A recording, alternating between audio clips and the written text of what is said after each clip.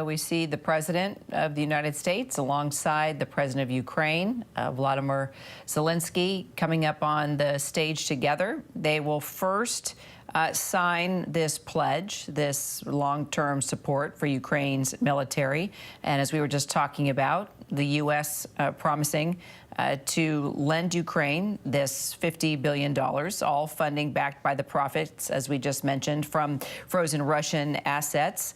So they'll sign it, probably shake hands, and then we will have remarks from both of them. Let's go ahead and listen in. Here we go.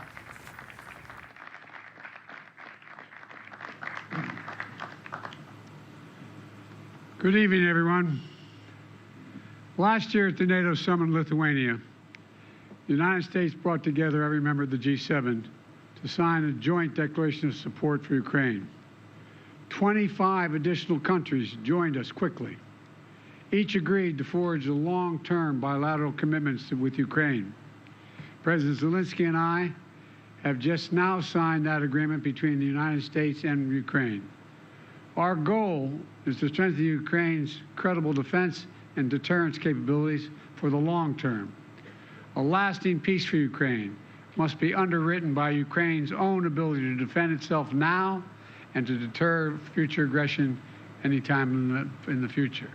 The United States is going to help ensure that Ukraine can do both, not by sending American troops to fight in Ukraine, but by providing weapons and ammunition, expanding intelligence sharing, continuing to train brave Ukrainian troops at bases in Europe and the United States, enhancing interoperability between our militaries in line with NATO standards, investing in Ukraine's defense industrial base so in time they can supply their own weapons and munitions, working with Ukraine's partners to build a future force that is strong, sustainable, and resilient, and supporting Ukraine's economic recovery as well as its energy recovery after Russia has repeatedly targeted Ukraine's energy grid with massive attacks in the futile attempt to break the will of the Ukrainian people.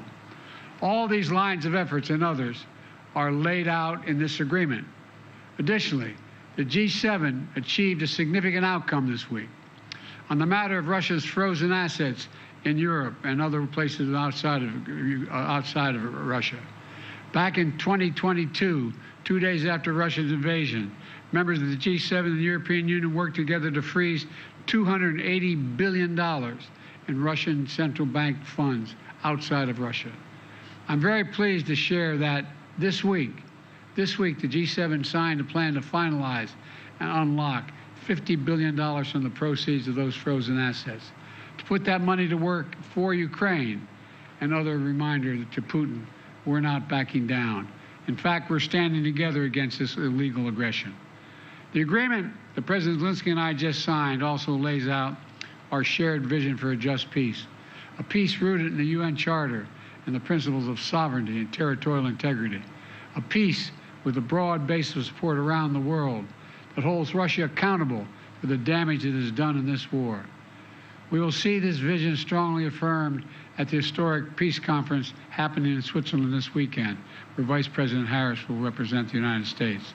Finally, this agreement accelerates Ukraine's integration into the European and transatlantic communities.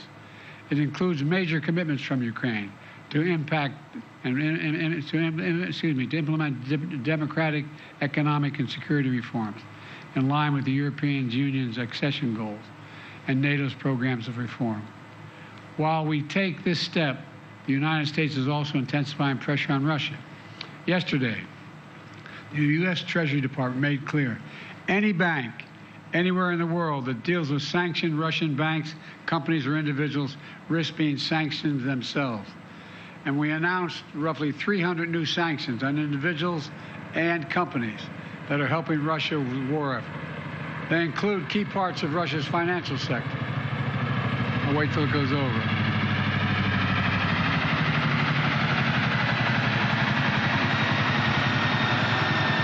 As well as individual and entities that supply Russia with items critical to its defense production, like microelectronics, machine tools, and industrial materials. We also sanction more Russian future energy projects, that Russia's natural gas oil projects that are under construction and are not yet fully operating. Putin is counting on revenues from these projects. Our sanctions will disrupt those plans.